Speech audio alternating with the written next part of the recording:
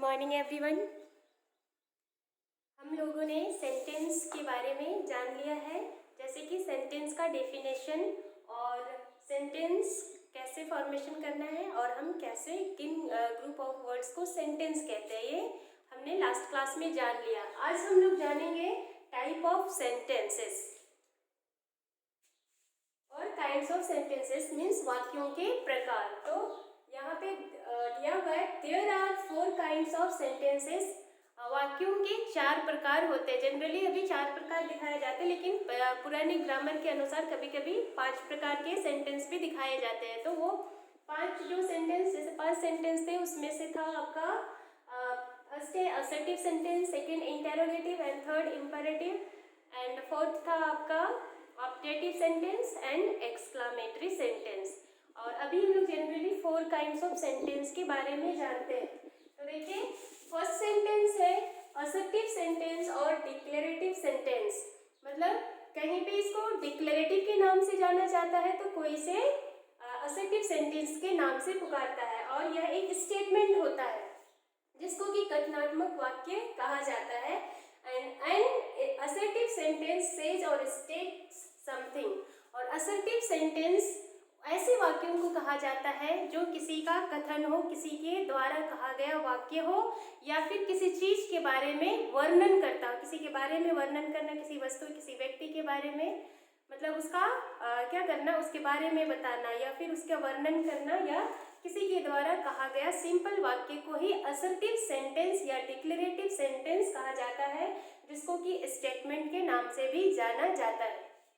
तो आप या तो असर्टिव कर सकते हैं, डिक्लेरेटिव कर सकते हैं, या स्टेटमेंट कर सकते हैं। तो आपको डिक्लेरेटिव सेंटेंस किसे कहा जाता है, असर्ट या फिर स्टेटमेंट किसे कहा जाता है, ये आपको समझ में आ गया होगा। तो याद रखिएगा कि वो किसी का कथन होता है या किसी चीज का वर्णन किया हुआ वाक्य ही आपका असर्टिव सेंटेंस के अंतर्गत आता है। नेक्स्ट देखिए, यहाँ पे एग्जाम्पल है I am a good girl, मैं एक अच्छी लड़की हूँ। एंड सेकेंड एग्जाम्पल है I am not a good girl.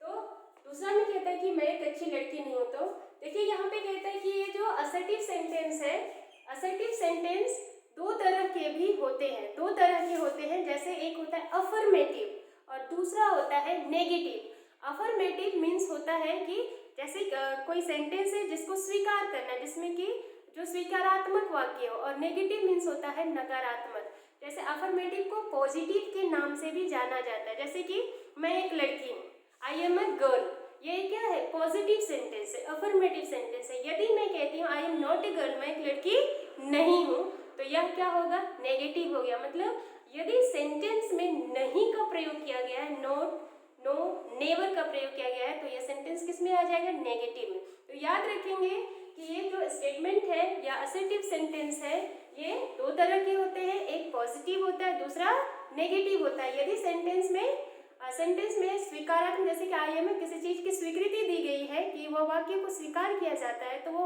होगा अफर्मेटिव सेंटेंस। और यदि उसमें नकारात्मक मतलब नोट का प्रयोग किया गया है, नहीं शब्द का प्रयोग किया गया है, तो वह आपका नेगेटिव सेंटेंस होगा। लेकिन याद रखेंगे कि डिक्लेरेटिव सेंटेंस का अफर्मेटिव भी होता है और नेगेटिव भी होता है। और याद रखेंगे कि we put a full stop at the end of an assertive sentence. और जब भी असर्टिव सेंटेंस का अंत होगा तो वो अंत फुल स्टॉप से होगा। जैसे कि मैंने यहाँ पे डाला है I am a good girl, जैसे ही सेंटेंस अंत हुआ, क्या हुआ, यहाँ पे फुल स्टॉप लगा। सेंटेंस यदि नेगेटिव है तो भी वो क्या होगा, फुल स्टॉप को फॉलो करेगा। At I am not a good girl, अंत में क्या लगा, फुल स्टॉप लगा। तो याद रखेंगे कि एक असर्टिव सेंटेंस या डिक्लेरेटिव सेंटेंस का अंत फुल स्टॉप से होता है। नेक्स्ट काइंड ऑफ सेंटेंस है इंपेरेटिव सेंटेंस, जिसको कमांड भी कहा जाता है। हिंदी में इसको आदेशात्मक वाक्य भी कहा जाता है। तो यहाँ पे हम लोग एग्जाम्पल के थ्रू समझेंगे। कीप ऑफ द ग्रास, मतलब घास को हटाओ, मतलब यह घास साफ करो। तो ये क्या है, कमांड है, एक आदेश है। नेक्स्ट है पास मी शुगर प्लीज, कृपया शुगर पास कर दो। तो क्या है कि जब सेंटेंस में हम प्लीज एंड काइंडली वर्ड का यूज करते हैं, तो याद रखिए कि हम उस किसी से विनम्रता पूर्वक आग्रह कर रहे हैं, रिक्वेस्ट कर रहे हैं। तो काइंडली एंड प्लीज वर्ड किसको दिखाता है, रिक्वेस्ट को दिखाता है। एंड नेक्स्ट एग्जांपल है डू योर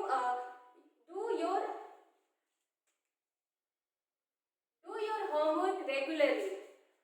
अपना होमवर्क नियमित करो। ये क्या है, एक एडवाइस है। तो याद रखेंगे कि इंपेरेटिव सेंटेंस में ऐसे वाक्यों को शामिल किया जाता है जिसमें या तो किसी के द्वारा आदेश दिया गया हो, और आदेश कौन देता है, बड़े लोग देते हैं, ऑर्डर देते हैं। तो इंपेरेटिव सेंटेंस में ऑर्डर भी आता है एंड रिक्वेस्ट भी आता है एंड आपका एडवाइस, सुझाव भी आता है। तो ऐसे वाक्य जिससे आपको लगे कि कोई ऑर्डर दे रहा है तो क्या होगा, वो कमांड कहलाएगा, ऑर्डर कहलाएगा। यदि आपको लगता है कि कोई आपसे आग्रह कर रहा है, विनती पूर्वक आपसे कुछ मांग रहा है, मदद मांग रहा है या कुछ कह रहा है, प्लीज एंड काइंडली वर्ड का यूज कर रहा है, तो याद रखिए कि वो वर्ड क्या है, रिक्वेस्ट है। एंड कोई भी वाक्य जिसमें अगर आपको कुछ कहता है कि तुम्हें सुझाव, जैसे कि प्रतिदिन सुबह जल्दी उठना चाहिए ताकि तुम्हारा काम अच्छा हो सके, प्रतिदिन रेगुलर पढ़ाई करो ताकि आप एग्जाम में अच्छे मार्क्स ला सको, तो ये सब क्या चीज़, एक सजेशन है, सुझाव है। तो ये ऑर्डर, रिक्वेस्ट एंड एडवाइस किस में आते हैं, इंपेरेटिव सेंटेंस में आता है। इंपेरेटिव सेंटेंस में इंपेरेटिव सेंटेंस के लिए क्या है, एन इंपेरेटिव सेंटेंस एक्सप्रेस ए कमांड, ऑर्डर, रिक्वेस्ट और एडवाइस। मतलब इंपेरेटिव सेंटेंस क्या चीज को व्यक्त करता है, ऑर्डर को, रिक्वेस्ट को और एडवाइस को व्यक्त करता है। तो याद रखेंगे कि वी पुट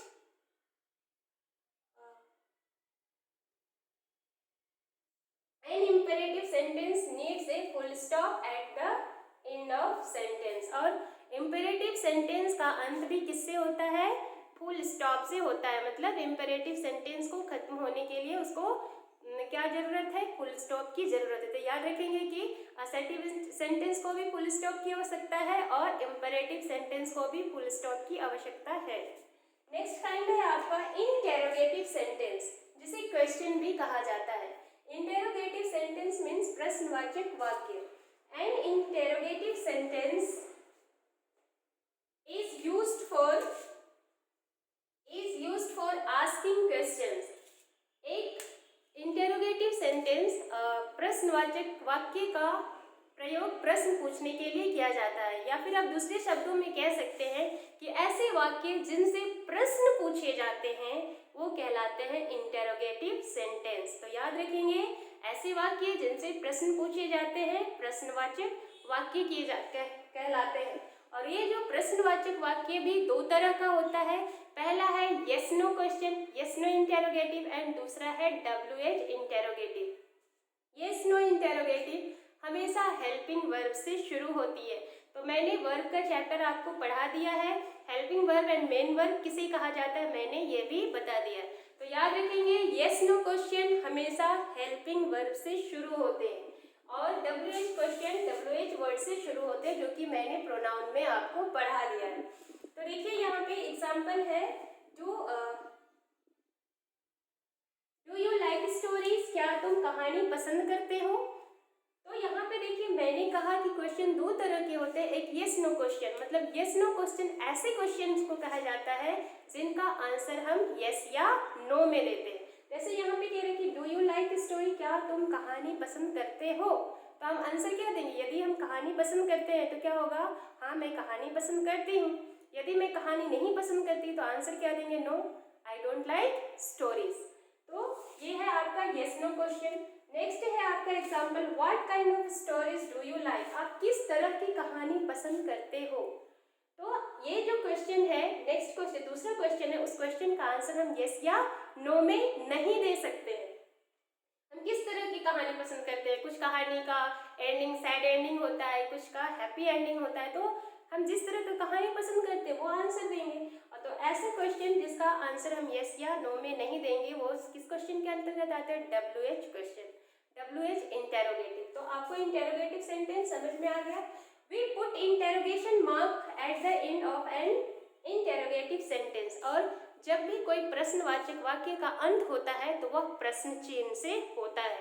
यदि हम प्रश्न चिन्ह नहीं देंगे तो वो सेंटेंस अधूरा रह जाता है। इसीलिए जब कभी भी इंटेरोगेटिव सेंटेंस हम लिखते हैं तो उसका अंत में क्या होना चाहिए, इंटेरोगेशन मार्क्स होना चाहिए। जैसे कि यहाँ पे दोनों एग्जाम्पल के डू यू लाइक स्टोरीज, क्या आप कहानी पसंद करते हो, क्वेश्चन मार्क्स है। What kind of stories do you like, आप किस तरह की कहानियाँ पसंद करते हो, ये भी क्वेश्चन मार्क्स है। तो क्योंकि ये क्वेश्चन है इंटेरोगेटिव सेंटेंस है, इसलिए इसके अंत में क्या लगा है, इंटेरोगेशन मार्क्स लगा है। नेक्स्ट है फोर्थ काइंड एक्सक्लामेटरी सेंटेंस, विस्मयादिबोधक वाक्य।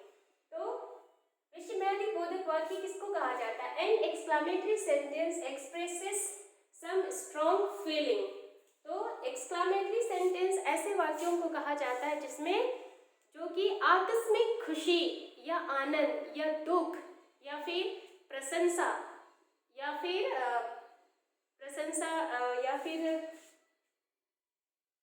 आश्चर्य का बोध करत, ऐसे वाक्य जिससे कि आकस्मिक खुशी या आनंद, शौक या फिर प्रशंसा या फिर आश्चर्य का बोध हो, तो वह वाक्य क्या कहलाएगा, एक्सक्लामेटरी सेंटेंस। जैसे कि यहाँ पे हाउ ब्यूटीफुल द बटरफ्लाईज,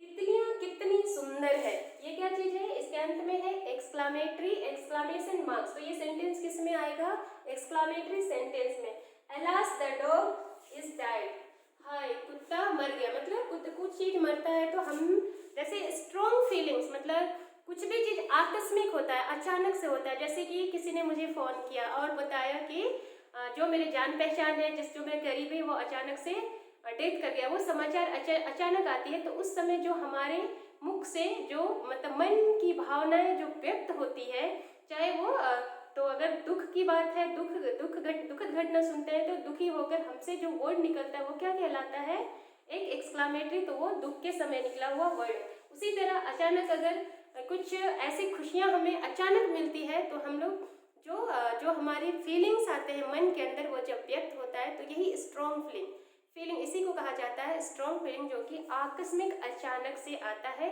और उसको जब हम व्यक्त करते हैं वाक्यों में तो वो सेंटेंस कहलाता है एक्सक्लामेटरी सेंटेंस। तो ये सेंटेंस, ये काइंड्स ऑफ सेंटेंस आपको समझ में आ गया होगा। और एक्सक्लामेटरी सेंटेंस का अंत भी एक्सक्लामेशन मार्क से होता है। तो सेंटेंस पूरा क्लियर हो चुका है। नेक्स्ट क्लास में हम लोग सेंटेंस के पार्ट को जानेंगे।